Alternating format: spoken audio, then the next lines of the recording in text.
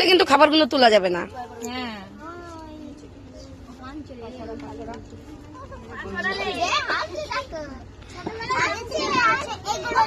দেখতে পাচ্ছ না তুমি? এই তো হেড হয়ে তোমাকে দেখছি, জামাকে দেখতে পাচ্ছ না? হাতে তালি একটু দোকানে সরিয়ে দাও, নাহলে জায়গা হচ্ছে না।